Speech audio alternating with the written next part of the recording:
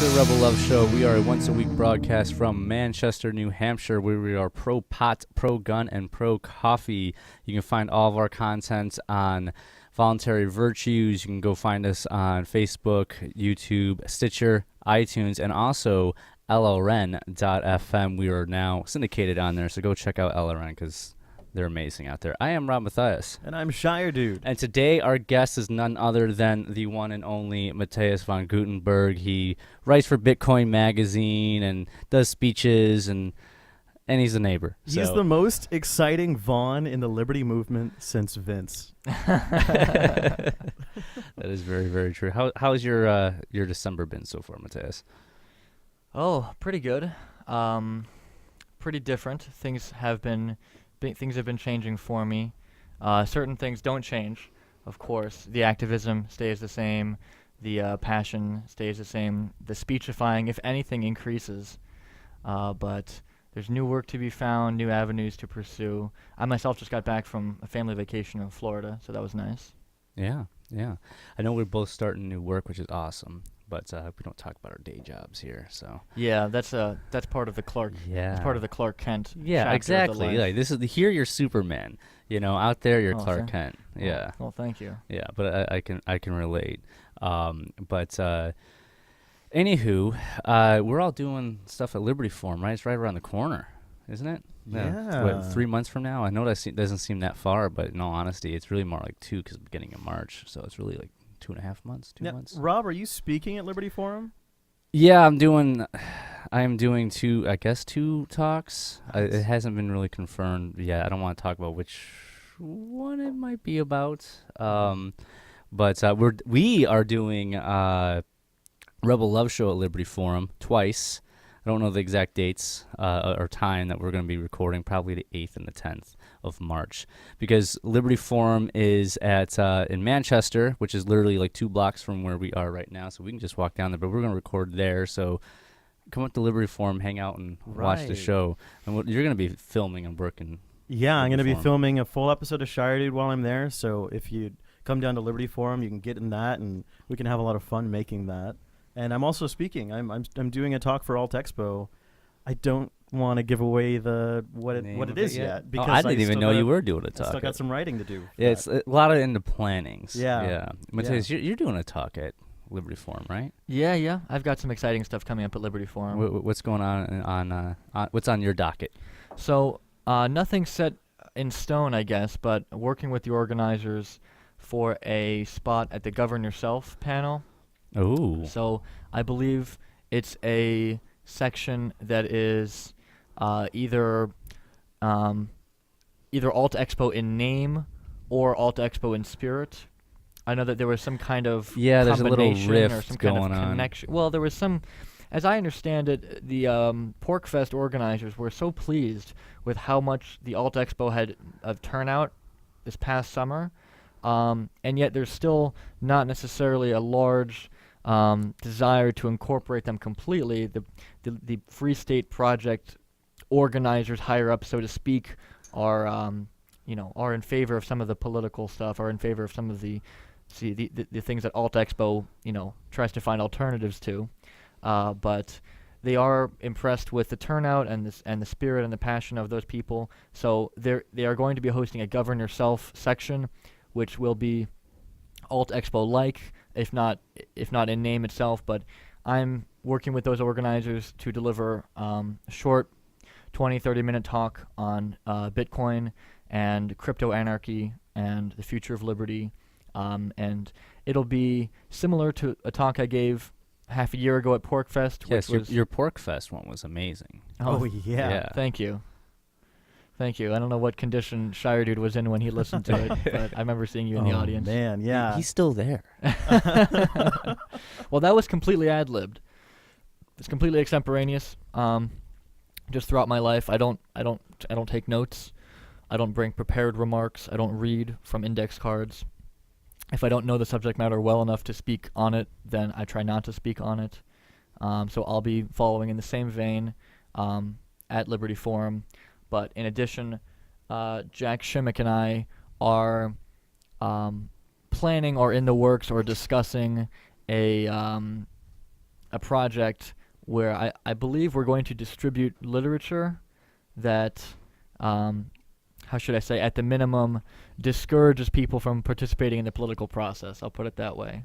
Okay. So I'm interested in collaborating with Jack. He's got a very large history of kind of being kind of a serious activist, but also kind of a wild card. And it'll be interesting to join forces and see what the two of us can accomplish. Oh yeah, absolutely. Is this going to be at Liberty Forum or just in general? No, at Liberty Forum. Liberty a Forum. targeted chunk of libertarian activists, different types of anarchists, and for those that aren't aware, Liberty Forum is more of the hotel conference kind of counterpart to the wild, buck-naked, bohemian version that is Porkfest. Very true. So it's a little bit more stuffy. It's a little bit more suit and tie. It's a little bit more status quo defending. But it's fun. It's exciting. There's a lot of talk about really radical stuff like Bitcoin, like secession. There are some really riveting speakers that'll be coming. I haven't checked the A lot still in the the list planning. yet, Like a lot of but- people that have signed up for wanting to talk or when already been asked to talk. I mean, a lot of those, like for me, I haven't really finalized what I'm even talking about yet. Mhm. I know I'm going to be. I'm actually doing a meeting next week, like kind of discussing what's going on. But I'm excited about Liberty Forum. Besides, first off, come up to Liberty Forum. Don't even if you don't even see anything, even if you don't see a single one of our talks or anything like that, just come up and hang out in the hotel lobby and hang out with a bunch of other libertarians. Yeah, definitely get your tickets at nhlibertyforum.com. Yeah, they're currently $99. It's going up to 125. Until- By the time you until hear tomorrow. this By the time you hear it, it'll be episode, it's 125. 125. But you can pay Yeah. in Bitcoin. Yeah. Yeah, so go buy a ticket with Bitcoin from for Liberty Forum and come up in March and come check out Manch Vegas, which is great. I love living here. Anyways, so Mathias, what's going on with Bitcoin? Give us a status update on Bitcoin. You're the show's Bitcoin expertise here. Man, that's quite an honor. So let's see. Some of the most exciting things recently, just as far as merchant adoption is concerned, the biggest news has to be Microsoft taking Bitcoin. So they are completely in as far as Bitcoin for digital goods. So you can purchase Xbox Live games, you can purchase time on Xbox Live, you can purchase apps from the Windows phone app, like the App Store. You can buy all types of digital goods with Bitcoin through Microsoft. And Bill Gates, I don't know how much power he has still over the actual executive decision-making at Microsoft, but Bill Gates has come out and has described how Bitcoin is more than currency and how Microsoft has very large global visions for Bitcoin. So that'll be very interesting. Besides that, the price has more or less kind of settled. We're looking at kind of between 300 and 330, 340, something like that. This happened last year. This happened in the cycles before, where there's just kind of flat lines and plateaus at a price that everyone thinks is undervalued, and it kind of gets sat on for a bit before it usually breaks out again. Not that I promise or speculate. I don't engage in price speculation. Yeah. I'll leave that to the people who throw darts against the wall, and they can pick what they think the price should or will be. But very exciting things happening. Two new amazing people running for the board of the Bitcoin Foundation. Cody Wilson is running to be, I believe, either president or chairman or on the board of the Bitcoin Foundation, explicitly with the purpose to dismiss the Bitcoin Foundation. Yeah, I was gonna say a lot of people are for just getting rid of it because I know who his name's drawing a blank. Antonopoulos. Andreas Antonopoulos. Yes, he didn't. He stated that he left the board, didn't he? And he Yeah. wants to remove the board all completely. I'm not sure what his ideas are for getting rid of it, but I know that he left. He left his presence from the Bitcoin Foundation due to just how non-professional and how kind of childish and how what kind of a bad image that they had. And there were all types of scandals with the Mt. Gox and with, what was his name, Brock Pierce, who has various crimes in Europe alleged against him. And it's just a very kind of strange situation. But Cool people are running for it. So Bruce Fenton, who is an FSP signer and an early Bitcoin adopter, very intelligent, he's running for the Bitcoin Foundation, presumably to kind of save it and reform it from the inside. We'll see how successful that is. I usually find that, my opinion is that building new institutions is usually more valuable than trying to reshape old broken ones. But as I understand, he wants to turn the Bitcoin Foundation into something like the Linux Foundation, which is supposed to be non-biased and just kind of promoting the advancement of Linux just in general, and doesn't take sides and doesn't have politics and things like that. So it'll be interesting if he can affect that.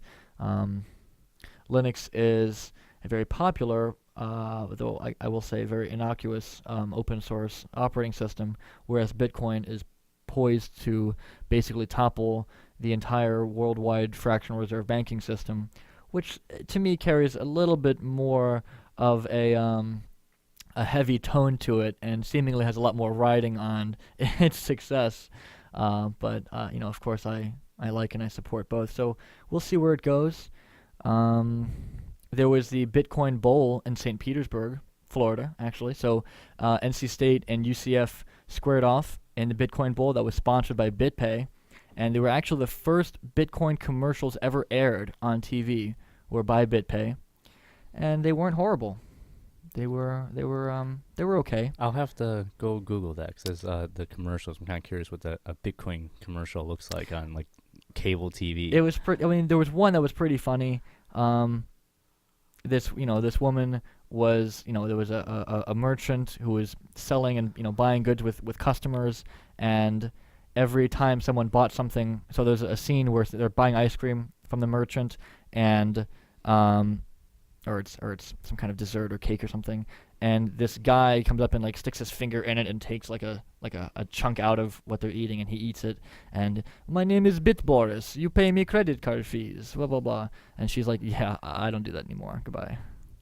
So it was kind of like that's pretty cool. It was kind of funny. Yeah. It reminded me of the scene in I believe it was Parks and Rec, where Ron Swanson takes a little girl out for ice cream, and she is about to get into it, and he says, before you eat it, and he kind of grabs it and takes like a huge bite out of it, and he says, here you go, now you understand taxes. And she's like, what? But that was mine, I don't understand. It's kind of a similar scene. Nice, awesome. All right, so I want Bitcoin just to be, when we're gonna hit the promised land where everything's a Bitcoin, like that's. I'm tired of hearing about the Federal Reserve. What's the what's the next big timeline step? here? When are we going to see this huge step of mass adoption? It's not going to. I don't think that it'll be. I don't think that it'll be a mass adoption like the biblical God flooding the earth, and all of a sudden everything was covered in water and Bitcoin. I think that over time, as it becomes more popular, as it becomes safer, as larger and larger companies, more reputable people start endorsing it, there are people now that still are very much against Bitcoin, like Warren Buffett has frequently described Bitcoin as rat poison, as basically anathema, that nobody should touch it, that it's some kind of crazy, ludicrous, speculative gamble. So there are some strong holdouts, but there are also some very interesting characters that have come around that used to despise Bitcoin or not understand it, and who now, after being very vocal with their, shall I say, ignorant comments, have looked into it a little bit further and now find themselves standing corrected and publicly saying so. So it's interesting. The tide's turning. What'll happen to achieve what you're talking about economically, what needs to happen, is that more and more people need to start retaining Bitcoin as their unit of account. So currently, a lot of the merchants they will accept Bitcoin, but even Overstock, even Patrick Byrne, the Bitcoin evangelist, the messiah that wants to destroy Wall Street with Bitcoin and Counterparty to make a new kind of crypto equity platform, believe they only retain 10% of the Bitcoin holdings that they receive.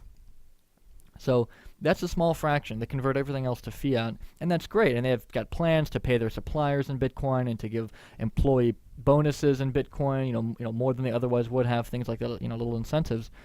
But people need to start retaining the units themselves and treating the units themselves as individually valuable. So there's a great article by Daniel Krowitz. He says that Bitcoin is actually the best unit of account. And he says that he's kind of contrasting different views about Bitcoin. So if you believe that Bitcoin will overtake the world fiat system and it will overtake the world's financial system, then you don't really care right now in the short run how much a Bitcoin is worth, because you're just holding until that day. So what you care about is not how many dollars worth of Bitcoin you have, but how many units, how many satoshis, how many bits you have, right? So there's kind of the long-running Bitcoin joke of Laszlo, who bought the first transaction in Bitcoin. He bought 2 large pizzas. It was like $28 or whatever, and he spent 10,000 Bitcoin, and that's multi-millions at this point. And so it's kind of interesting that that the dude was rich and he didn't even know it. But he didn't see it, and either he didn't see it or he didn't care, or he wanted his friends to be in it or something like that. But when people start seeing their finances, they start seeing the world kind of in a Bitcoin lens, then they'll start hoarding every single Satoshi that they can possibly hold on to. It'll be like Smaug from The Hobbit, just like lording it over this gigantic mound of treasure, right, that just destroys and eat passersby that want to steal it from him. But currently, most people, and if they're not into Bitcoin, if they just think Bitcoin's cool or some kind of idle fantasy, they'll continually regard it in terms of the fiat that it can be exchanged for. And so they will, so it's funny, so they will see the fluctuations of Bitcoin, and they'll see how volatile it is, and they'll say, oh, well, this can't possibly work. Why would anyone take this seriously? So those, as Daniel says, those still lost in the dollar world see the wild and extreme fluctuations of Bitcoin as an impediment. But if you're looking from the Bitcoin world into the dollar world, what you see is the opposite. What you see is the longest and most devastating economic crash in history. Because Bitcoin can buy more dollars year over year over year since it began. And so there's a funny kind of graphic, I guess you can Google it if you want, that shows the S&P 500 calculated in terms of Bitcoin, and it just is this. It's just crashing, right? 2011, 2012, 2013, 2014. It's logarithmic. So it's like by factors of 10, it's just crashing year over year over year. And it's kind of funny. So I think that when people start to change this perspective and they start to stand more in the Bitcoin space than they stand in the dollar space, and they kind of look through the porthole in the opposite direction, they'll start seeing little bits they own, little mini bits here. I've got half a Bitcoin, I've got whatever these things, as potential untold fortunes, and they'll be extremely reluctant to part with them. So I don't like parting with Bitcoin anymore, even in the super secret underground anarchist hideout. I don't like to give up Bitcoin for beer anymore, because that's, it's like 6 millibits. Well, as long as you just replenish the Bitcoin that you're spending with, then just buy more Bitcoin. Sure, you can, but that involves finding somebody else who also values it at that, so that involves finding someone who's in the dollar world that doesn't really care much about giving up those Bitcoins for those price. Yeah. I don't believe that a Bitcoin is worth $330 or whatever.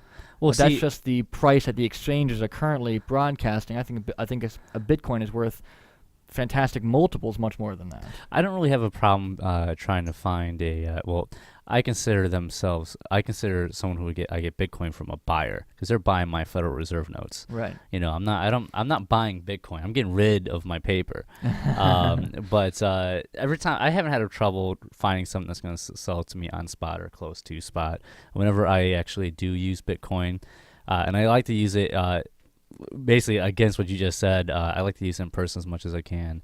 But whenever I do, I always try to replenish my Bitcoin. Well, keep in mind as well that we're still in a price discovery phase for Bitcoin. So I don't actually think Bitcoin will ever level out, so to speak. People ask me, like, well, what's Bitcoin ultimately worth? $100,000, $1 million a coin? And they imagine some kind of parity emerging between fiat and Bitcoin, where it's like a slightly higher price for Bitcoin and people will sell for fiat, or a slightly higher price for fiat and people will sell for Bitcoin until some kind of equilibrium is reached. But that totally misunderstands the transformative value of Bitcoin. It's either all or nothing. Yeah. It's either going to be reckoned in the millions per coin, or it's going to be worth zero. And that's because they are exclusionary. They are exclusionary items. They are media of exchange that are competing with each other. And it's in the nature of media of exchange to beat out competitors and for one to emerge as a universal medium of exchange, as a money, right? Yeah, you don't hold on to Bitcoin so you can sell it off for Federal Reserve notes way down the road, unless you really need to for the money.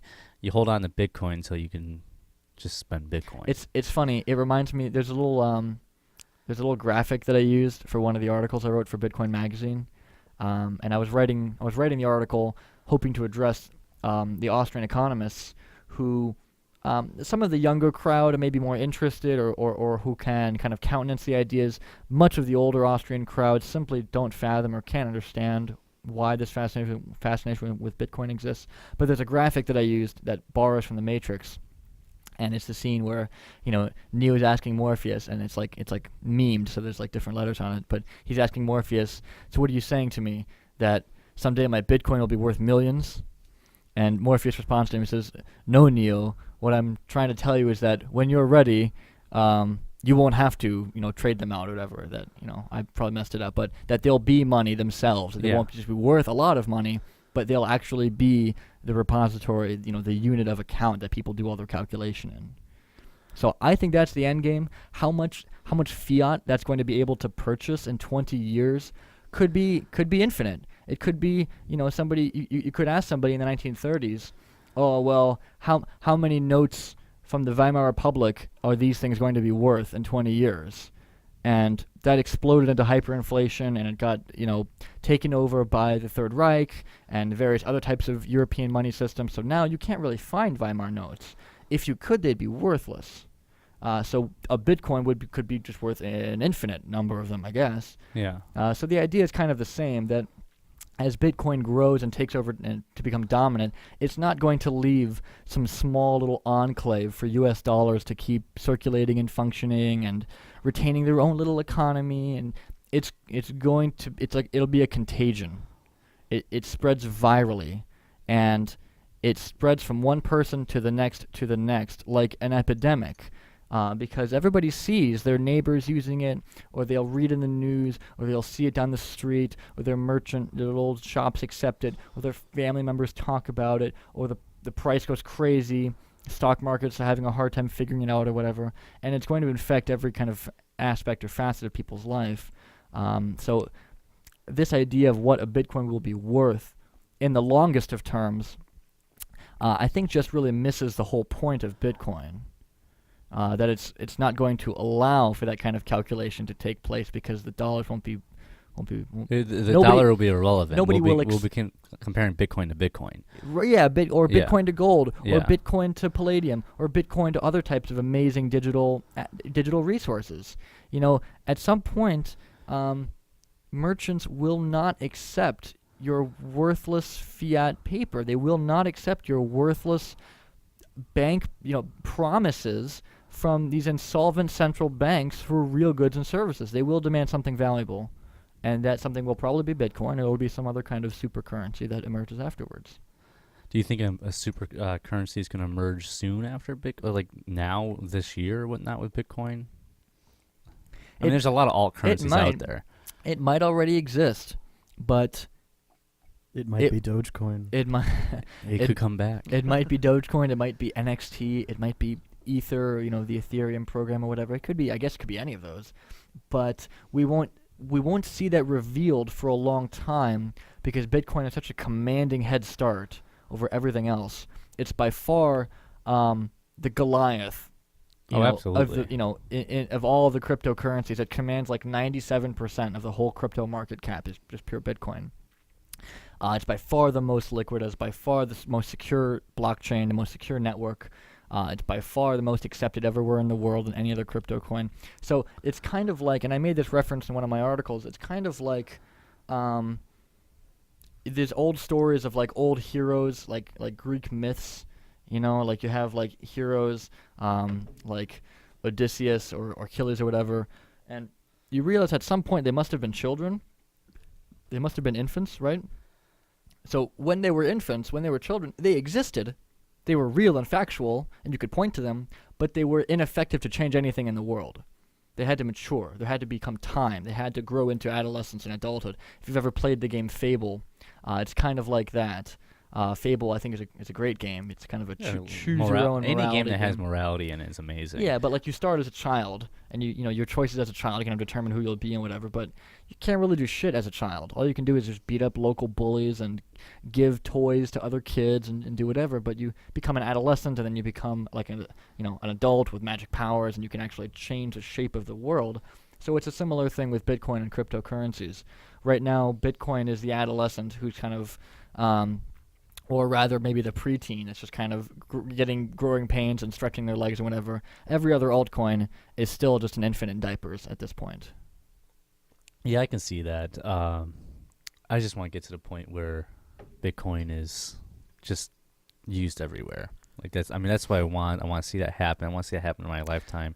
I kind of get to that point here in this community. Yeah. But I'm tired of using their money. So, though, in all honesty, I don't see the Fed is backed by the gun. So, I don't see the, paper money going away anytime too soon, unfortunately. But like you said, it's going to be a snowball effect where it's not going to happen overnight, but it's just going to keep rolling where more and more people know about it. And it's not just Bitcoin in isolation. It's not like this is America in 1790 and everything is like pristine and brand new and the wrapping just came off the government and everyone is just enamored in this honeymoon phase, and all of a sudden Bitcoin comes along and it's like, well, maybe this will take off and snowball effect. There's effects upon effects upon effects. So the police are absolutely out of control. The government spending is absolutely out of control. Taxes and regulations are absolutely out of control. And all of these things compound with each other. So people don't want to pay taxes. They don't want to send their money to go to buy Bearcats for police departments that have, reside in towns of 12,000 people. Well, like in, like New London or somewhere up here in New Hampshire, they're getting another one of those. Jesus Christ. Yeah. People resent their children being taken from them forcibly because of the way they're raising them. People resent being shot in the streets for dancing or for selling loosies, for selling untaxed cigarettes. People are resenting more and more and more facets of the American government and enforcement apparatus. More and more people are rejecting the TSA as just totally asinine, it's totally unnecessary, totally stupid. I experienced the TSA twice, going to Florida and then coming back from Florida over holiday. And each time was kind of a funny episode.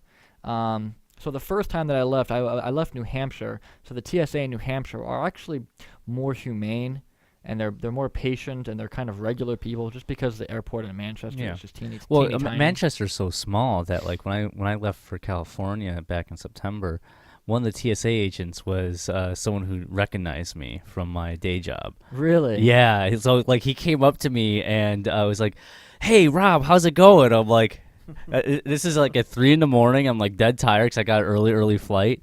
I'm like, I recognized him after like 5 seconds looking at him. I'm like, oh yeah, you were like a customer and stuff like that. Yeah. But like it's scary because like this TSA agent looked right at me, knew who I was, and came up to me. I'm like, how do you know who I am? Like, why do you know me? Yeah. But Manchester, like it was weird. Like got recognized by the TSA, which was a little unsettling. Well, that's better than them perhaps recognizing you from the show. Yes, absolutely. It was for my day job, not the show. Yes, so that's Right. a whole different thing. But go ahead with your TSA, 'cause I got a little add-on to what I do with the TSA. Well, it's funny. I didn't actually used to think that trolling served any valuable social function whatsoever. I just thought it was purely like an act of psychological aggression that angry teenagers and Chris Cantwell would take out on people. And then I kind of started to realize that there are two or perhaps more than two valid targets for trolls, and I think those are government employees, specifically those that are particularly onerous and invasive. So I love to troll the shit out of some TSA agents. I think it's Who doesn't? I think it's so funny, and I think it's the funnier it is, the more awkward they make it. So every time I get my enhanced massage go through TSA, very infrequently, only if I'm running very late for a flight, will I enter into the rapist scan and assume the surrender position. But almost 99 out of 100 times, I will opt for the enhanced pat down, just because those gloves feel so good on my flesh, on my shirt. Right down your pants. Yeah, right down the waistband. But so I got a pat down this, leaving New Hampshire, and it was a newbie. He was in training. He was being supervised by an older dude who had, run the ropes, and I know how to do this, and I'm gonna show you, blah blah blah. And so he's going through, and my favorite, they always give you the they always give you like the equivalent of like the FBI warning when you watch movies. They always give you this like, I'll be putting 2 hands on your blah blah blah, and I'll be blah blah blah on all your sensitive areas, and I'll be putting your 2 fingers in your waistband, 2 inches, and they give you the whole disclaimer, right? And they always ask, are there any sensitive areas I should know about? And every single time I try the hardest I can not to crack up, but I look them as close in the eye as I can, and I tell them, just my dick and balls. Or some variant of that. Yeah. And I hope that they go home at night and they reflect on the fact that their job actually, there are people that they have to work with that are justified in telling them, don't manhandle my balls, right? Don't manhandle my genitalia. And every time they kind of register it. Oh, okay, yeah, all right. And they kind of start to do their job. And at this point, I'm, he's down, getting by my waist and my legs and patting my ankle socks and stuff down. And I'm looking at the other guy, and he's just kind of watching and just kind of chilling out. And I start talking to him, oh, how do you like this? Oh, how new is he? Have you been watching over this for a while? What do you make of all of this type of stuff? And I start addressing the guy patting me down as well. Do you like what you do? Is this something you'd ever thought you'd be doing? What are your impressions about this? I didn't get answers for most of these questions. They were friendly, like they didn't, they weren't aggressive or hostile to me, but they also weren't in the mood for answering questions about how they like specifically avoiding overhandling people's genitalia. So that was fun for me. I bid them a fond farewell after the massage, and I got on my plane. On the ride back, I took a flight from Tampa International, connected in Atlanta and then connected to Manchester, and almost without fail, every single time I go through TSA, there's at least one person that loudly and publicly complains about how unsafe and how ridiculous all of these measures are. And it's just somebody in line. It's just some person. It's not like the videos of that crazy naked wacko banging his drum in the department store saying, love each other, love each other. That's Matthew Silver. Yeah, he's great. Yeah, he is great. Yeah. I agree. Don't buy things, love each other. But it's not that. It's just like a It's normal like a person. regular fucking dude. It's a regular fucking person. And going through Tampa, going through the security in there, so I was putting all of my shit in these containers, in these like translucent containers, right? Basically getting undressed. People were walking ahead of me, kind of cutting me in the security line, because I had to take off my belt, my shoes, my jacket, take off things out of my pocket, take off my backpack, the laptop, basically just disassemble whatever I was carrying so I could walk through there. And the way that they had it set up, where there were those kind of dividers that had like the I guess they're like elastic, or there's some kind of nylon things you clip into the metal posts, right, that form like Stanchions, I believe they're called. stanchions. I believe that's what it's called. Okay. And there was like a dirty kind of rubber mat under them, and on the tables where you had to move the containers to push onto the conveyor belt, one of the metal tables was at an awkward angle, and it was kicking up the mat, and it was kind of ruining the stanchion, and it was just kind of an ugly scene. And there was a supervisor that came by, and he must have thought that he was some kind of French gendarme in the First World War, because he was just marching up and down, like peering violently at various little details on the floor and at people, and just like submitting his gaze upon everything very like intensely, and kind of talking down and shouting to his subordinates, and giving directions to all of the plebeians around him who just want to go home, right? And he sees that this table is kind of off to the side and doesn't really fit perfectly with the rest of them, so he stops everyone. He gets right in the front of the way of everyone trying to move and get through security, and he lifts the table up on its side, turns it over, thus blocking the entire walkway, big obstruction, trying to fiddle and fix one of the feet, and use his own feet to kick the mat up and try to like clean it and move it so it wasn't, and other people were helping and picking the mat up and moving it and moving the stanchions, whatever. And this woman in front of me couldn't have been 40, 44 maybe, something like that. Could have, probably a mother. She was the one. This time she was just loudly asking, "Is this safe? What are you guys doing? Should you really be doing this now? Is this the best time for that? What are you doing?" And they left like a huge gaping hole in security because they had to move the stanchions to make room for this thing. So it just seemed like a fucking Dilbert comic strip, just like a big like farce of like security theater where you get to look behind the scenes and nobody takes it seriously. And everybody else that I'm looking at, like I look behind me, like what's the reaction of other people during this? And everyone else is kind of like sheepishly grinning and kind of shrugging their shoulders and kind of be like, "This is ridiculous. I can't believe it. I'm gonna be late. Like, what the fuck is this guy doing? Is he really need to do this now?" And he had no remorse. He had no like embarrassment. This is my job. Very eins zwei. Very, I have to do it this way. And I regret honestly that I don't know German well enough, or I'd be able to impersonate these people much better. But it was absurd. And at that time, I chose not to say very much because I was stoned as fuck going through that. You don't want to blow your cover. Yeah, precisely. Yeah, I'm playing the game at that point. Yeah. And I don't want to let anybody off to the fact that I ended up inhaling the combustible leftovers of harmless plant matter at that point. And and so the only thing I can think of that's apropos during that is during that time, this lady is like looking back at me trying to get my sympathy, and she's like, "This isn't safe, right? Is it just me, right?" And all I can think of is just like the murals before the TSA of all the American flags and "God bless our heroes" and the fallen soldiers and all of these like placards and propaganda with like pictures of people in the National Guard, like "This guy's getting his MBA," and like all of the stupid carrying a child and all the stupid bullshit, trying to like create patriotism, and nobody's buying it. But I remembered one of the pieces of propaganda before was just this picture of the TSA emblem, the Transportation Security Administration Agency, right? Something like that. And at the bottom it said, "Your safety is our priority." And I just thought that this is too fucking Orwellian. Just like the expression itself, like Department of Homeland Security, whole this shit is fucking Orwellian. Yeah. And so I just remarked to her, and she, this lady's like, kind of having a laugh and just looking back at me, and I kind of said, "Our safety is their priority," like in an obviously like sarcastic way, and like the people around me start kind of cracking up and laughing, and nobody's taking this seriously, and it is just security theater.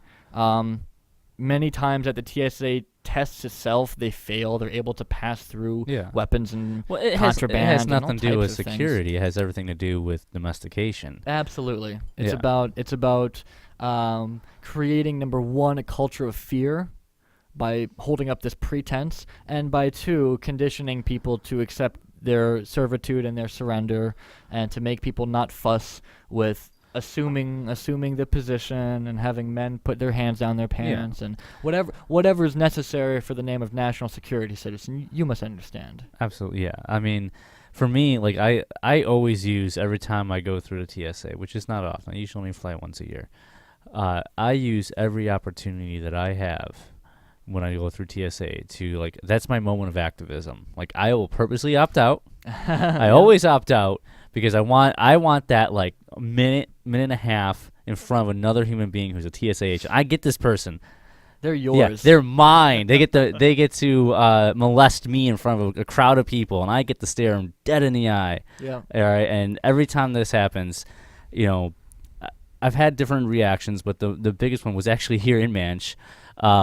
This TSA agent, who was not the guy that recognized me, different TSA agent. As soon as he, like, goes through everything, you know, I do the same thing. I tell him, well, you know, don't touch my cock or balls, or, like, you know, do not touch that area. Like, don't touch me there, you know. Well, when he starts going, I instantly go to, like, do you enjoy molesting random men at the airport? Is that what you signed up for? How do you sleep at night knowing this is what you do for a living? Is this what was advertised on the pizza box when you called the number to get this job? Yeah, you know, and then he, like, like, blows up at me.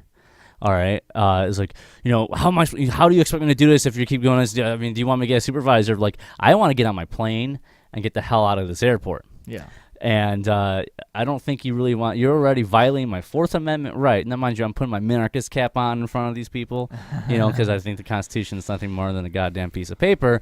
But that being said, these people took an oath to protect and defend it. You're going to utter the magic words to them. Yes. They took an oath to this document, and the Bill of Rights are part of that document.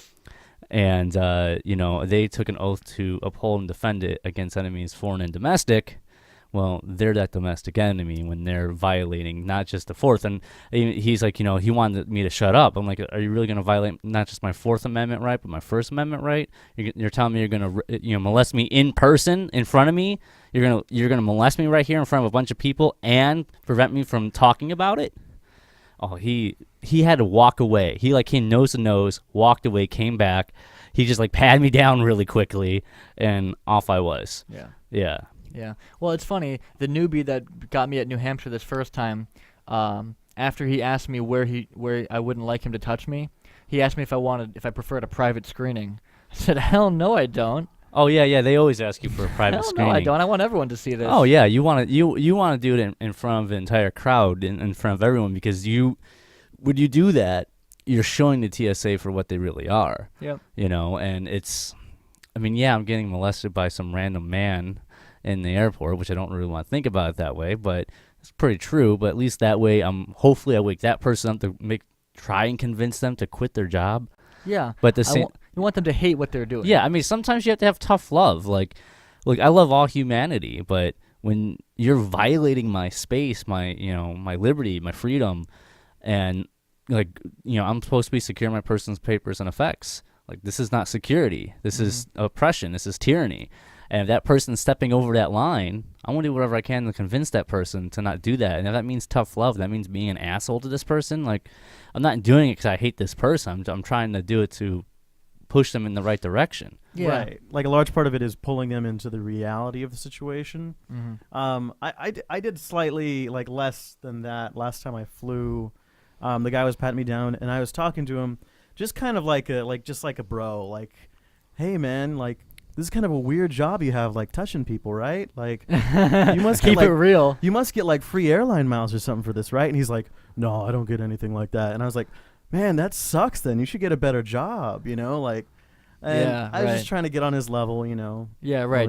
Touching my junk. Trying to empathize. Yeah. Because he must be. I mean, honestly, I think the people that work those jobs are either themselves sadists or control-hungry freaks, or they are in rough stations in life.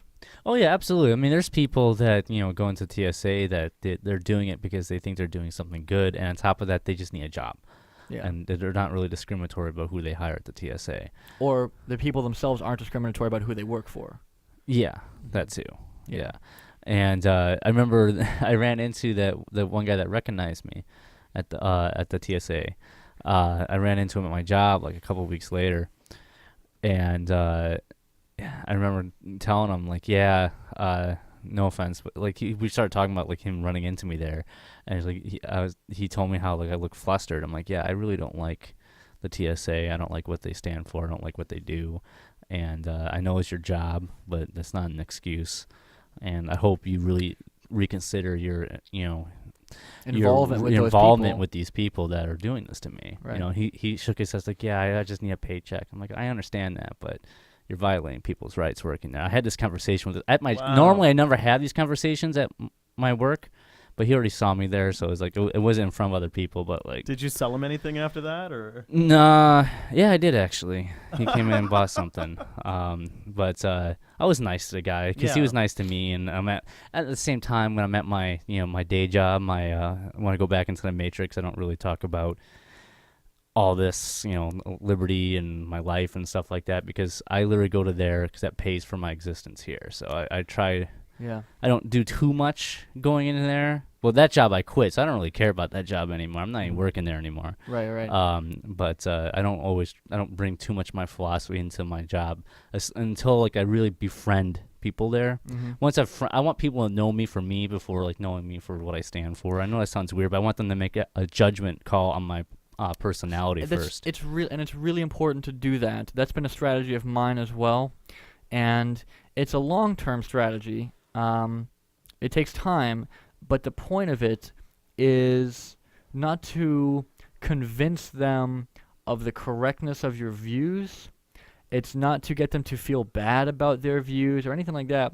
The point of that perspective, of that strategy, is to make them invest enough of their time into you that when they discover your beliefs, their mind will resist categorizing you as some crazy loony like a neo-Nazi or a Klan member or something like that, because that can happen, right? So if you work with people, you have a friend, I made friends with this guy last week, and I'm gonna go tell him that I'm an anarchist. I'm gonna go tell him that I think that the state as an institution is essentially an organized mafia gang, and all of that entails.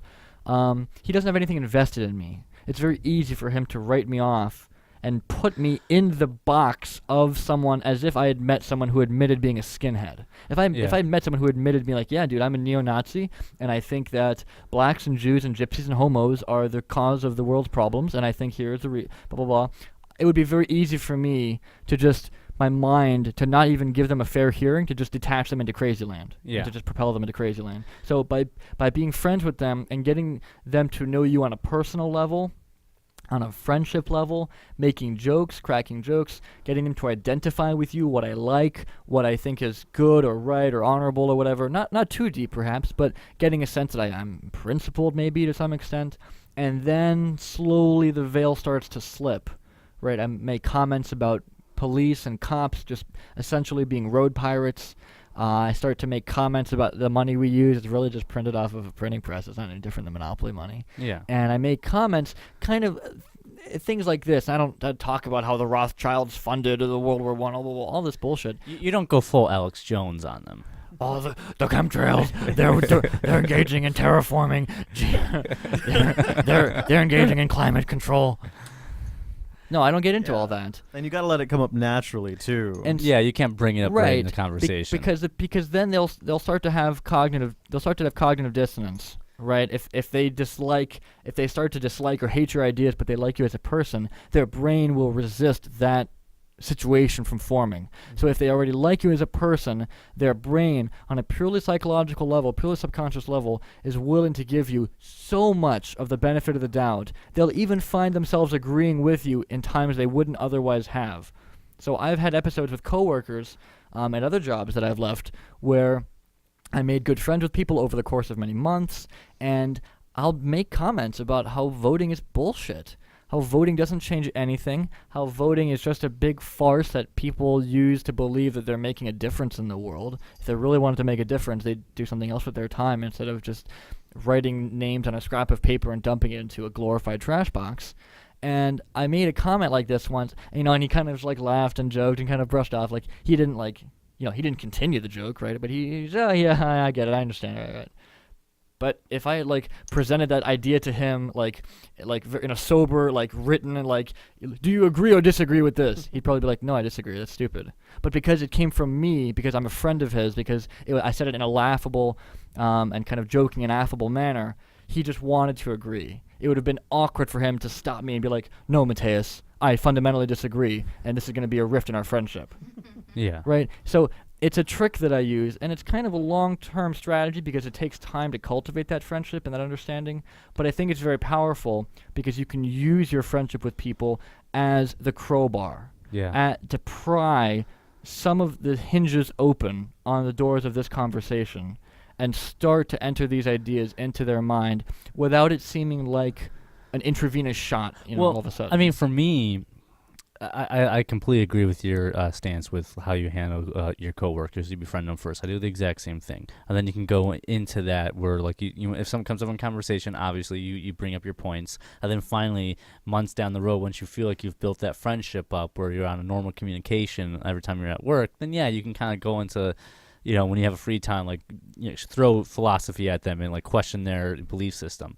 But for me, my problem is, like, I always try to do that first, but out of the gate, it's always really hard to find out for me, like, what to talk about.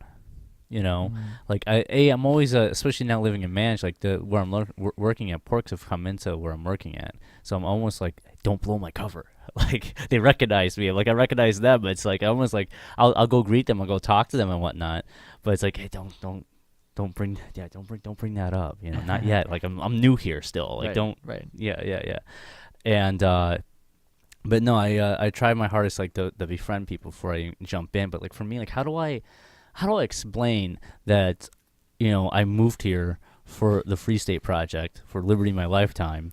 I moved across the continent. I know, exactly. And then, like, how do I explain to them, like, yeah, I run a radio show / podcast out of my living room.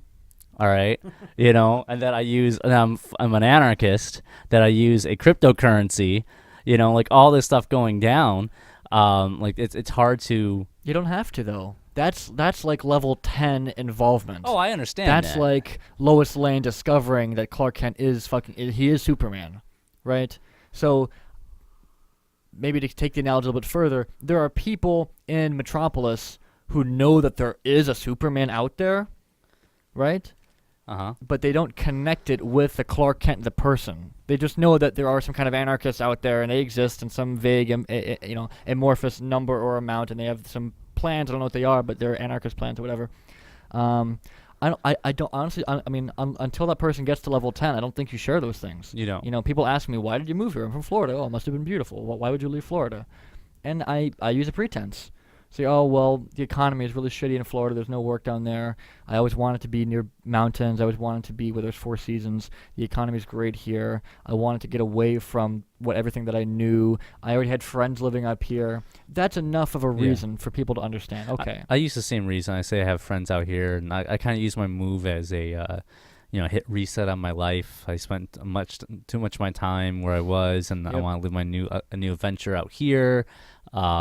I kind of go with those lines. Sometimes I'll venture a little bit into it, and I'll say, I did research before I left, and New Hampshire's live free or die attitude really resonates with me, and I like that New Hampshire doesn't require seatbelt laws, doesn't have seatbelt laws. I like that they don't have income or sales tax. I like that firearm ownership in New Hampshire is very easy and it's very lax. I like that my voice, I'll use this, that my voice can be heard, is bullshit as it is, but my voice can be heard in the political apparatus here of New Hampshire. And I tend to kind of approach that, I'll maybe paint myself into a corner with that, but it's a corner of, like, some kind of rugged individualist, some kind of, like, put my boots on and go hiking and maybe hunting, and I'm going to fend for myself, not bandana wearing, Molotov throwing crypto-anarchist, right? And I don't have anything against Molotovs or bandanas or crypto-anarchy, obviously, but it's far easier for people to identify with someone who came to the wilds of New Hampshire from beautiful, pristine, wealthy Florida because he wanted to live free or die or something like that, That's like, oh, okay, interesting. I guess I never saw New Hampshire like that. I was born here. I lived here. I didn't know that. Yeah. So that's kind of an easy way to explain that. And as the friendship matures, you can start being like, hey, by the way, did you know that in Manchester there is, like, an underground police accountability movement called Cop Block, and they block and they protest, DUI checkpoints, and they film cops, and they do, all types of stuff, and they try to hold police accountable by filing, lawsuits against them and all these things. And people are like, oh, wow, that's cool, whatever. Police are really easy because almost everyone has a gripe with police.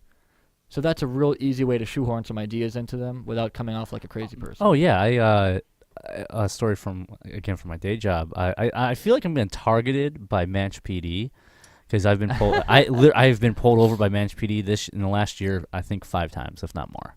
Like it's like every month. It's been twice in the last 2 weeks, and this time it's because I don't have my proper inspection sticker up front. So like I literally made it to work like on the dot because I got pulled over by Manch PD for like the second time. I'm bitching about it at work. Like, yeah, Manch PD just pulled me over again. I feel like they're targeting me. I'm always getting pulled over in the state, right. And they're like, well, what happened? And I'm like, well, I honestly think they have license plate scanners on their cars, on their cruisers, because like literally I'm driving and like I'm coming out, I'm going down the street and they're like in front of me. I see them at the intersection. So whenever I see a cop at the intersection, I'm assuming they're scanning my plates as I drive by, because as soon as they pull out, they put their lights on. Yeah. All right. So I'm assuming they're scanning my plate. And, there's no way. In New Hampshire, you have to get an inspection of your car so that you can, quote unquote, drive it on their roads. It really sucks. It's one of the little things here that suck. There's a lot of great things about living here. Don't get me wrong. The inspection system sucks. But there's a little orange sticker that goes on your windshield, and it's kind of a small. Blue now, but yeah, is it blue now? Yeah. Damn, that's how they can figure it out. Never mind. I thought they were all orange. If they changed it to blue, they change it every year. Damn it. Yeah. That's okay. That's probably why they can see it now. That makes more sense. I didn't know they changed the inspection sticker. Yeah, as far as I know, license plate scanners are illegal in the state. Yeah, I believe and they are. Only this state. Only in New Hampshire they're illegal here. Yeah. Okay. Yeah. Well, maybe that's how they're seeing it easier. They're seeing that it's orange instead of blue. Blue and orange are opposite colors. Yeah, absolutely. Okay, well, that makes more sense. Anyways, at work, one guy was telling me, one of my coworkers, just like, yeah, I'll send you this file that I use. I just make my own. And I just put it on the car. I'm like, that's like, oh, that's badass. I'm like, yeah, man, I'll make my own. I'm like, don't get an inspection. Just slap a new sticker on there. Right, they won't know. They won't know the difference. I mean, of course, unless you get caught. But I mean, as long as you don't get caught, you'll be fine. Like, it'll show that you have an inspected. He said he went 5 years without an inspection. Like another coworker, she was talking about how like, yeah, I can't stand Manch cops. They beat up my friend or something like that. Like back like 5 years ago or something. Like there's like all this anti-cop mentality, all because I said I got pulled over at my job. It's something that everyone can identify with, because everyone knows the feeling of fear when you see the lights in your rear view. There are very few people that I've met that when I ask them, when we talk about it, and I ask when they see the red and blue lights in their rear view, they go, "Oh, thank God I'm protected." Yeah. Oh, thank God they're gonna serve me. Oh my goodness. Oh, I didn't know what kind of bandits and thuggery was out there, but now at least for the rest of the drive, I'm gonna be protected and served. I've never heard that.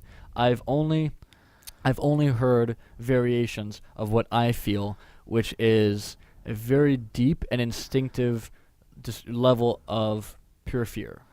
Yeah. That there's people behind you that have license to do anything they want to you, and it depends on how you act with them. You know what I find surprising about, now mind you, I've been pulled over in this state.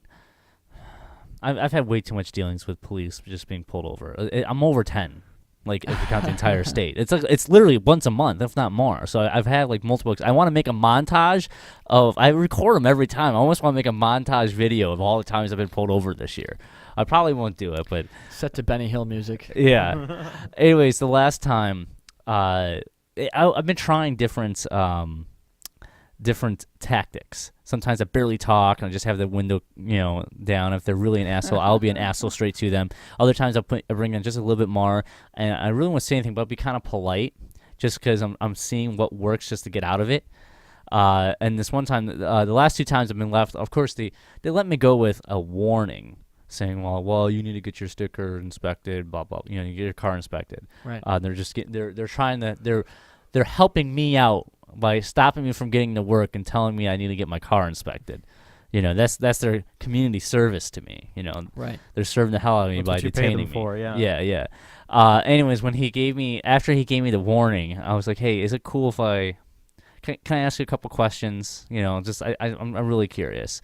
And he's like, that's okay. I'll answer a couple questions. So he was being very nice.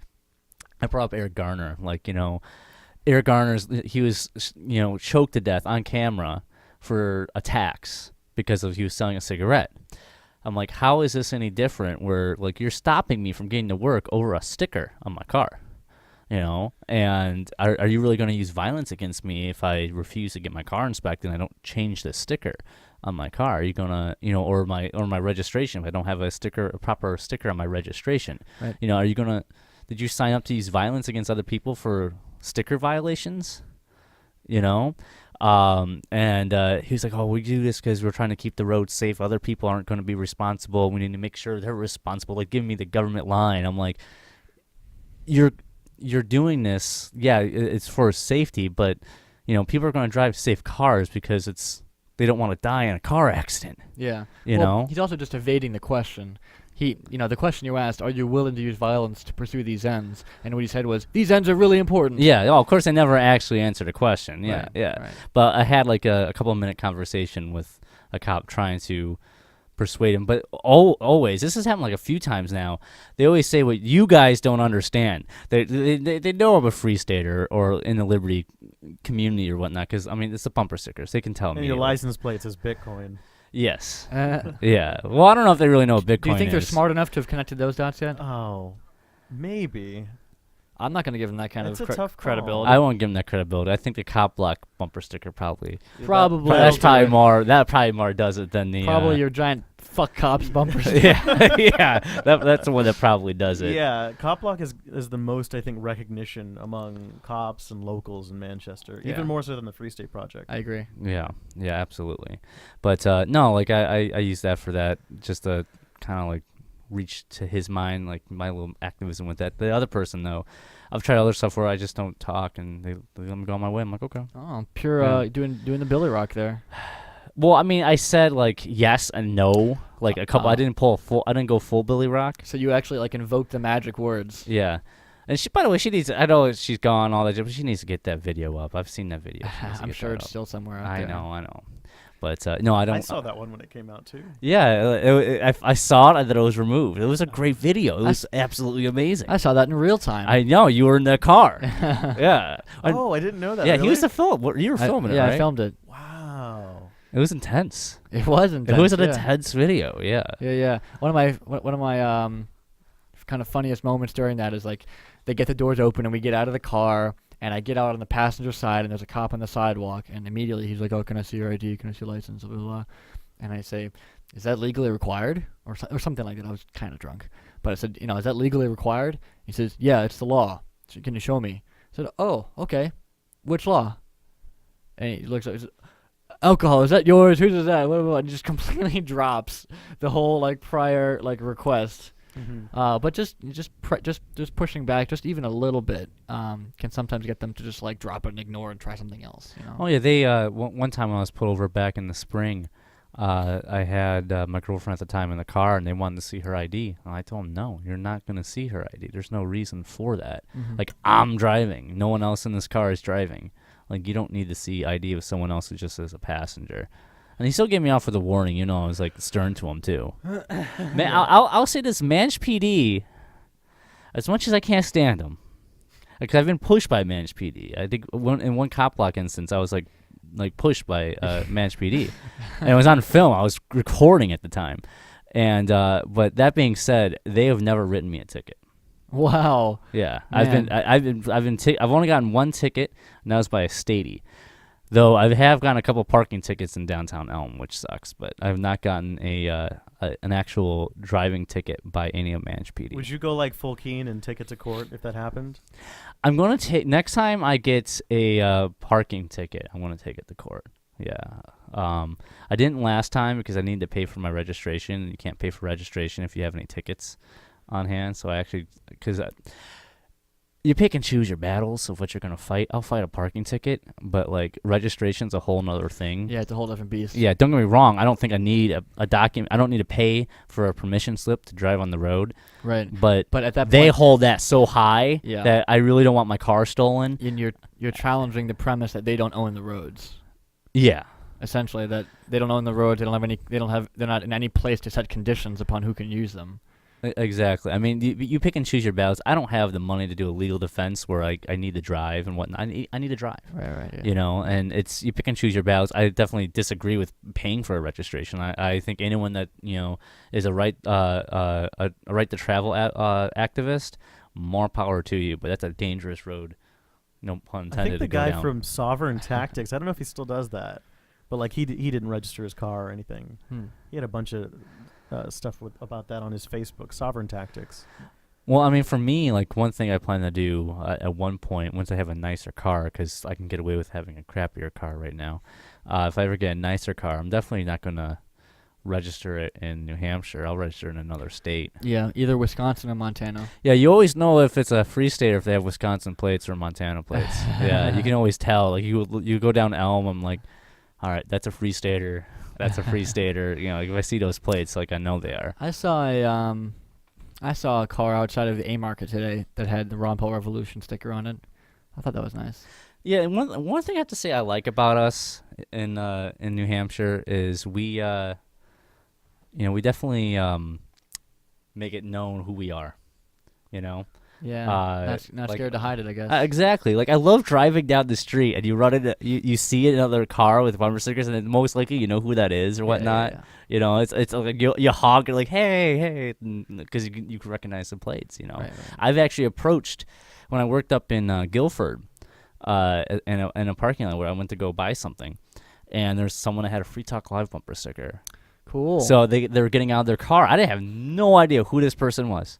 Didn't know who they were, but I walked up to him and introduced myself. Like, yeah, hey, I'm a Free Stater. I live down in Manch, and he was actually a local who discovered Free Talk Live like 5 years ago somehow, and like has started going to Pork Fest and stuff like that. And it's like kind of involved in the Lakes region, porcupines and stuff. Cool. Yeah, but so it's one of those things where if I see one of those stickers and I actually get a chance to introduce myself, I would do it. I'll go up to them like, hey, how's it going? And you should have even if they're not a porcupine, if they're not a Free Stater or whatnot, they're still a liberty-oriented person. You see a Ron Paul thing, you have common ground to talk to each other about. Right. Oh Yeah. man, I had a moment like that. I was at work, and I'm at the bar. I'm just making coffee, and this customer comes in, and he's a regular. I've seen him and talked to him before, and he looks at me and he says, "So hey, when's the next checkpoint? When are the cop blockers coming out?" And like we'd never talked about this before, and I was blown away. And apparently he saw me on copblock.org in I think it was Derek J's video. Yeah, I'm wearing this swag right now. Yeah. Yeah, it was mind blowing, and I felt like all these barriers were dropped at that point, just Wow. because we had that to talk about. I actually spent my whole lunch talking to the guy. It was great, and he's just some local who's just really enthused about the cop block. Yeah. And he recognized you And from he from a recognized cop me. block video. Yeah. Dude, everyone we Wow. bump into, everyone that bumps into us on the street doing the cop block stuff, like 4 out of 5 people are super in favor of it. Oh yeah, like there's this one time with Ann right here. We walked down Elm, and she was carrying a sign that said "Checkpoint on Bridge," and I was walking behind everyone with her, like just recording people's reactions. And the whole time, like people are like coming up, like high fiving us, giving handshaking, hugs, like grateful that we're out and whatnot. Like, Yep. and they know what cop block is. Like they actually know what that is. They know what a DUI checkpoint is. They know to avoid it. It was inspirational to see that like you can block cops by literally just walking down a street with a sign And in New Hampshire, letting people know. letting them know to avoid that area. Yep. Yeah, it was beautiful. Anyways, okay, so Mathias, where can people find you at?